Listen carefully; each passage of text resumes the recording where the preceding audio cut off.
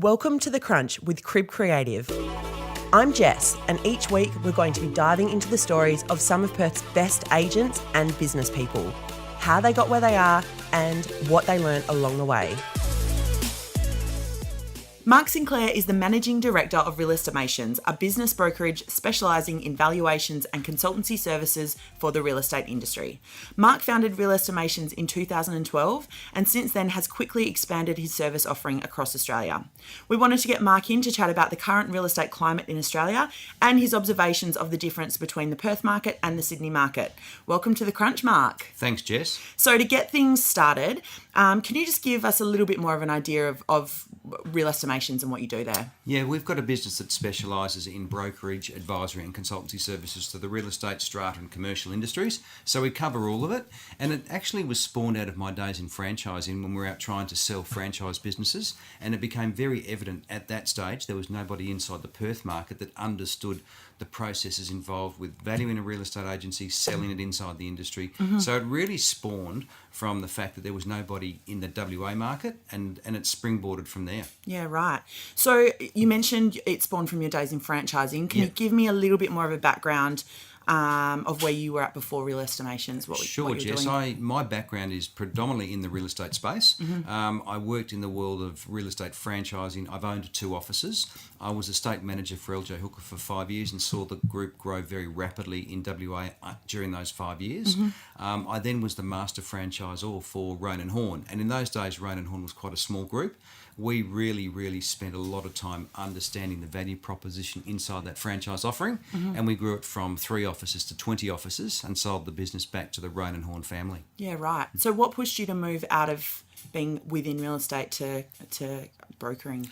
I saw real estate franchising at that stage as quite a challenged product, and that's not been detrimental to franchising, but I didn't feel the value proposition was that as robust as it needed to be, and I felt that challenge was going to become greater. And to my market observations, it still has. Yeah. Great franchises out there, but the market's changed, and I really felt the opportunity to get in and build this business was certainly there. Okay, great. So since you started 6 years ago now, how's the demand for your service been in Perth? Jess, we started the business really on a part-time basis, and the first 2 to 3 years was really a part-time business. Mm-hmm. About 2 to 2.5 years ago, it absolutely took off, and the demand for everything that we do, whether it's evaluation, consultancy, mergers, people wanting to transition out, partnership disputes, it's really taken off. And it's got its own life now. Yeah. And what's the split, do you think, between your services, so people who are looking to buy and sell, versus people who are looking for business advice or consulting? It's fairly evenly spread. We started out quite slowly on the consultorage side, but consulting the last year in particular has really taken off because there are some really great businesses out there that want to transition into bigger businesses and they don't quite know how to do it. Yeah. Typically, though, at the moment, you'd still be saying 60% of our time focuses very much on valuation and sales and transactions of real estate businesses. But we are finding that for good quality assets, the demand is seriously robust. Okay. So I really wanted to get down into the nitty gritty. Obviously, we have seen a lot of agencies consolidating or closing down, especially in kind of the last year. Yep. And it is a really tough market, but other agencies are flourishing in that market. So I guess I wanted to ask you what your opinion on why that is. Why the people who are doing well, and those that aren't, why is that? I think a lot of it is the traditional real estate businesses dying or is completely dead. It used to be 2 or 3 partners, husband and wife teams, small rent rolls, 2 or 3 salespeople. The industry has not kept up with what clients are expecting and what the market's expecting, and quite frankly, that model is flawed, and it's also flawed for simple reasons. The WA economy has been very, very under heavy duress. Loss of population, values coming down, higher vacancy factors. So most small businesses aren't actually set up and robust enough to change with these conditions. And financially, they're very under duress. But at the same time, we've got numerous substantial clients that are really working hard that want to become big agencies. Yeah. Up until probably 2 years ago, in WA, if you had a rent roll that was 500 or 600, you were deemed to be a big business. Nowadays, our numbers and our analysis say that if you have less than 300 managements, your opportunity for scale is becoming harder and harder and harder. Right. And we've got numerous clients now with big checkbooks, really well-structured businesses that are comfortable to buy 1,000 or 2,000 managements, because the value proposition in most of these businesses is around the rent roll. Okay. So if you had a business come to you who was struggling, what's the first area you would ask them to consider? Like, what's the easiest way, or not easiest, but the most effective way for them to change their business or make it better?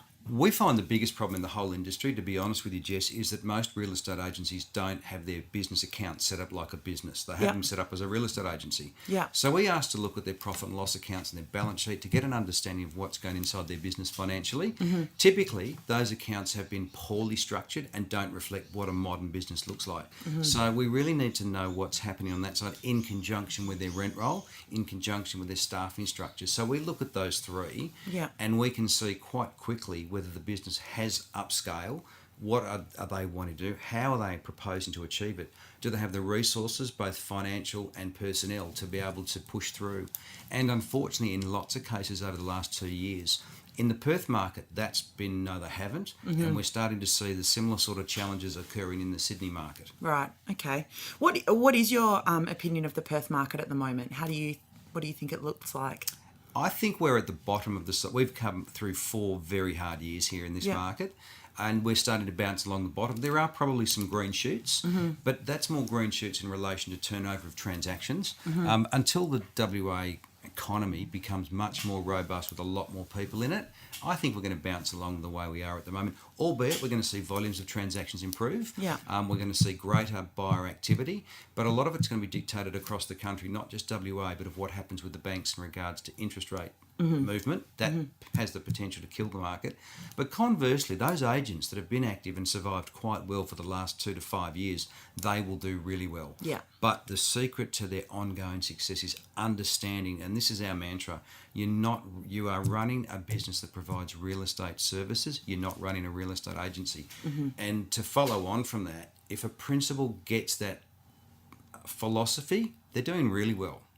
They're doing really well. We ran a seminar for a franchise group recently on exactly that, and it was extraordinary, the dialogue and the conversation that led from that presentation. Yeah, right. You are in a really unique position. You mentioned Sydney before, where you kind of have an eye over both markets at the moment. Yes. How do you see them differing right now? Where do you see the Sydney market as opposed to Perth? The Perth market, we've survived. Okay, agents that have survived, so they're tough, they're hard, they're robust, they've managed to survive, and good on them. Good on all of those men and women out there that have done it hard and keep going, haven't lost their homes, haven't lost their businesses, and understand and have adapted and cut costs accordingly. Sydney is in a completely different space. They are still living in a fantasy world, a lot of the agents over there, and they have an expectation that the market that they're in will never come to an end. And the difficulty and the problem that we are already starting to see is that a lot of agents that are new to the industry have never worked in a bad market or a challenged market. And we see that the adaptation for those salespeople inside those businesses, rocky. No other question than rocky. Mind you, that market has a lot of much larger, very sophisticated, mature businesses. And those guys have got their checkbooks out, and we have got a mandate from about 30 agencies at the moment to, excuse the expression, but to mop up everything in sight. I also think that the value of rent rolls in Sydney is unrealistically high, and they're selling on multiples between 3.5 and 4.5, whereas in Perth they're between 235 and 275. So there's a huge disparity. So it sounds like you're the agencies in Sydney are a little ahead of the times, or ahead of Perth agencies in terms of their understanding of their business, but their agents are possibly going to get a rude shock if that market. I think that's a really valid point. Because a lot of the agents there are good. They do run great businesses. We see clients there with a much greater number of big rent rolls, and when we're talking big rent rolls, we're talking north of 1,000, 2,000, 3,000 plus managements. At that level, a rent roll is really, in many cases, covering all the fixed costs inside a business, so it can then adapt. Yeah. But the big challenge that even agents are going to have over there is their days on market are going to go from what they have been clearance rates at auctions from 75% down to 50%. Hey, that hurts cash flow. And I would suspect that banks in Sydney that have lent to the real estate industry are going to be watching those businesses very closely. Yeah, yeah. On the successful agents in Perth, we mentioned them before, what do you think those guys are doing really well? The agents in particular. The salespeople or the principals? The salespeople, maybe. Let's start with sales and then move up the chain. Great salespeople here have worked in horrendously difficult markets for 3+ years. So those salespeople and in most cases they're more mature in age, most of them are over 35, most. I'm not suggesting they're all that, but they've got strong client bases. They're working much closer with their sellers. They are exhausting the opportunities. They're using great marketing in order to attract buyers. Now, that leads into the issue of what's great marketing, what about vendor paid, all of those issues. But typically, successful, good agencies understand the process of helping the seller sell the house, not telling the seller what they want to hear. There's no point in taking on transactions in this market. And we liaise with a lot of great agents, and they're doing a great job, and that's what a lot of them are doing. Strong relationships, telling the sellers how it is, awesome marketing, engagement and buy-in by the seller. And okay, so on to the principals of the business, the guys that are doing this really well. And you've touched on it a little bit, but what do you think the standouts are that they're doing right? They know their people. They work with their people, and they engage their people to take what steps they need to do to become better at what they do. But more importantly, the best agencies that we work with here in West Australia, the principals are not selling principals, so they work on the business and they effectively farm out their opportunities for sales. They work on the business to make sure the business is profitable, everything's ticking along well, and we work. And these are observations of great agencies. Yeah, this is not an observation of what we tell people to do. This is what great agents are doing. They're great leaders. They know what their skill set is inside their business. Typically, they have very, very good property management departments that are well run and highly profitable and not stressed. Yeah. Plus, they have typically good salespeople. Yes, all those businesses have had their share of churn and all those issues, but by and large, what the other part about that we're also starting to see, Jess, is those agencies that are really embracing some of the technologies inside the industry doing awesome well. Yeah, yeah. What about on the flip side, those that are struggling? What have you noticed? Okay, typically they have small rent rolls. Yeah. They're typically got rent rolls under 200 managements, in some cases under 150. Do you think that that's an undervalued... I mean, I feel like there's so much... Sales is the flash of the business, but the PMs and the rent rolls are the other ones that are really the stability, aren't they? Jess, you've hit on the best part of the whole industry. Yeah. You take a real estate agency to any bank across Australia and try and lend against the sales department, the banks just ignore it. Yeah. Sorry, agencies who are out there, but they ignore it. Because it's relying on the individual salespeople. Whereas the recurring income that's generated from a property management department, coupled with great profit margins, the bank go, this is a great asset. Very similar to what they look like in financial planning assets, accounting practices. They're all bankable assets based upon the recurring revenue. So the principals that understand the benefits of getting great recurring revenue from property management, that's the saleable asset. Yeah. Not the sales department. Yeah. And we've got numerous examples where we've sold real estate agencies on great multiples, which is a return on the income on property management, but nothing on sales. Yeah, okay. Now, that is different on the East Coast, and we are starting to see a few exceptions in WA, but by and large, it's difficult to get goodwill on a sales department, certainly in WA. Yeah, right. And why is it different on the East Coast? They've traditionally had that model in there for a long time. Yeah. And also they've got, and I think we need to convey, that doesn't happen on all of them. Where it's clearly evident the owners of the business aren't the number one salespeople, and they can step out and someone steps in, and if there's a profit in that sales department, then you can assess goodwill and achieve it. It's the same in any business, I guess. It's how does it run without the founder or the director. That's right. If the processes and things are in place and it's profitable, then Yeah. Yeah. Probably another thing that we see, we get asked to call in and do valuations regularly, and people say, well, we make so much money, we make X amount of dollars, what's our goodwill? Unfortunately, in that instance, there is no goodwill other than the rent roll, because they've never demonstrated 5 years of consecutive profits as departmental profit centres.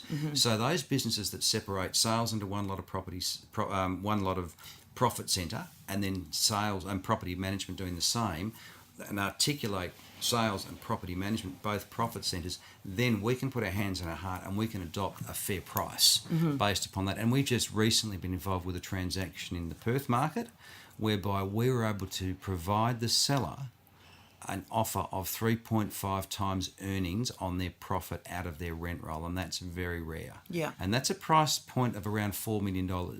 And how good is that in the WA market? Yeah. And in Sydney, yes, lots of examples, but we still see too many sets of accounts where they're running on yesterday's charts of accounts, not the way they need to. Okay. And we diverged from my original question, which was the businesses that maybe aren't, that are struggling a little bit. Yep. So we started with saying they had small rent rolls. Yes, that's right. Would that be one of the main things that you see with, is there anything Absolutely. in the behaviour of the principals that, you know? Yeah, that's a great question, and they're very intertwined. We often see small portfolios of 150 and less. They can be owned by one or two salespeople, sometimes husband and wife teams. Typically, they're great salespeople. They've never focused on building their rent roll and treated it as an asset, because it's not a quick thing to build the rent roll. So if you've got a rent roll of under 150 or even 200 and less, with what we've had, high vacancy factors, low rents, those two factors combined, so revenue's lower. Yeah. If business costs aren't coming down, so we see small rent rolls, principals who are focused on selling and see sales as the be all end all. They are businesses typically that we see are in strife. Okay. I wanted to touch on auctions because I saw an article that you recently wrote for the Real Estate Conversation about why the Perth market has kind of favoured private treaty and why they maybe shouldn't. Yep.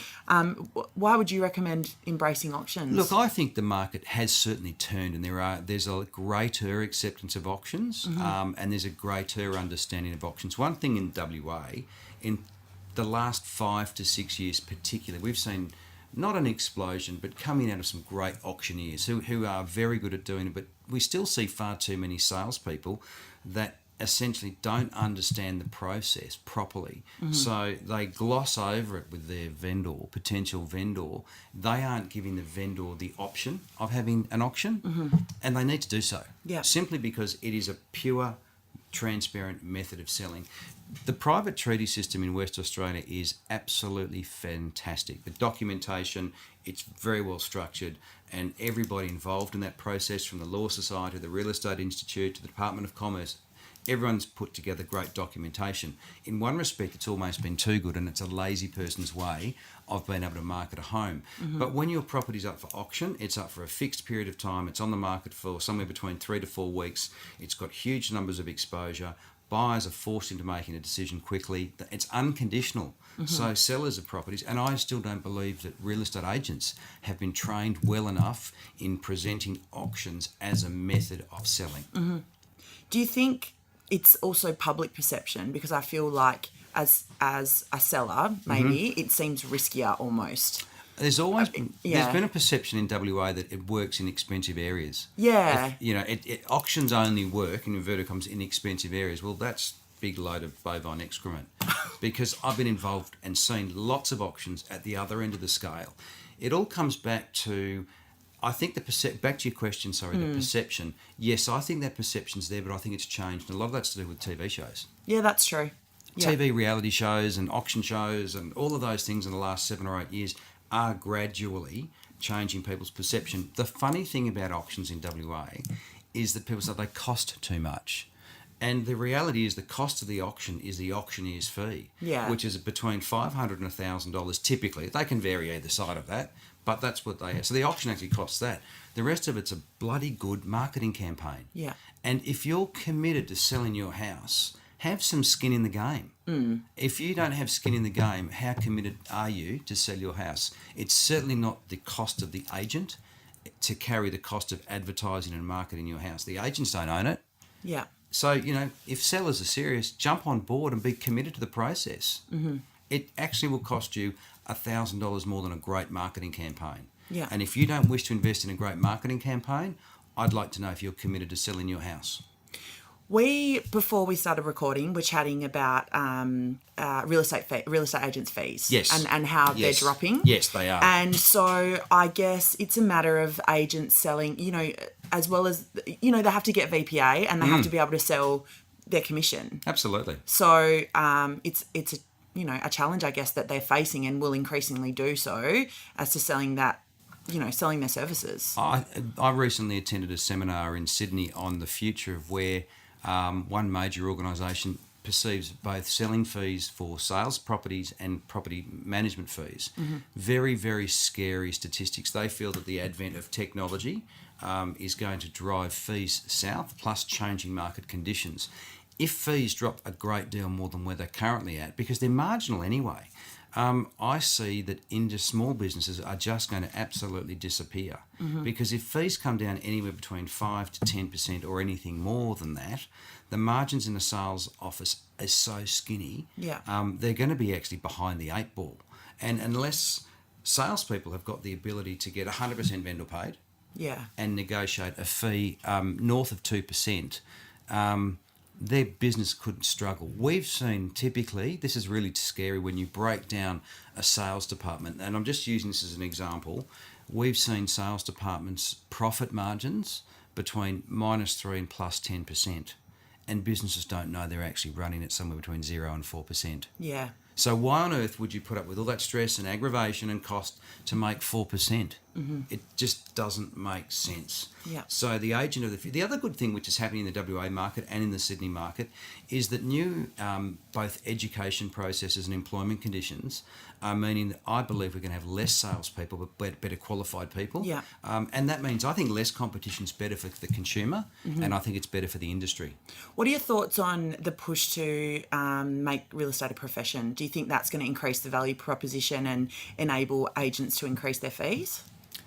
Well, I think that's a two-pronged question. Yeah. I think that all agents do need to be professionally trained. I mean, how on earth can you go to college for 3 weeks and then 3 weeks later being able to sell the most expensive asset the average Australian owns? To me, it's farcical. Mm-hmm. You couldn't become an accountant after 3 weeks or a doctor.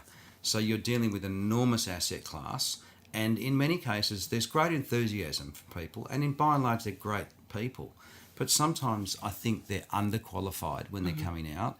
So that side of it is one issue. The other issue is, of course, there's now a much more stringent federal employment arrangements for salespeople. Mm-hmm. Yep. So the guidelines mean that I would suggest there'll be less people working in the industry. Does it mean they're going to be able to negotiate higher fees? That's a great question, and I think that's one we need to watch. Mm-hmm. Right now, I don't think so. I think that the consumers are nowadays, the seller of a house, it's totally changed. They're actually interviewing a potential agent as to whether they can do the job, as opposed to a salesperson going in there and selling their services. Mm-hmm. There's that mindset's changed. There's a little bit more education on the seller side. Very much so. Yeah, and more access to information. Absolutely. I mean, look at all the television shows, the media, and of course the internet. Yeah, exactly. So we've kind of touched on predictions for the future, but to wrap things up, what are your predictions for the industry? Anything else you want to put out there? I think the industry needs to take a really good, long, hard look at itself. Yeah. And I think the people that are committed and want a long-term, aspirational, profit-focused business need to take the blinkers off. They need to start running their teams completely differently. Mm-hmm. They need to be starting to run their businesses like a company, like with a board, to make it really good. Yeah. But I also do see the smaller businesses are going to disappear, and there'll be less agents. There'll be less agencies. Mm-hmm. I think consumers are going to have a greater choice, but I think the players that are left, which there'll still be a lot of, will ultimately do a lot better. Awesome. That's it from me. Anything you want to finish with, Mark? No, Jess, that's it. Thank you very much. Thank you so much for your time. Thanks for tuning into The Crunch. We'd love to hear your thoughts on the show, so if you would like to share them, please email me at jess@cribcreative.com.au. Don't forget to subscribe if you enjoyed the show and share it with anyone else you think might like it.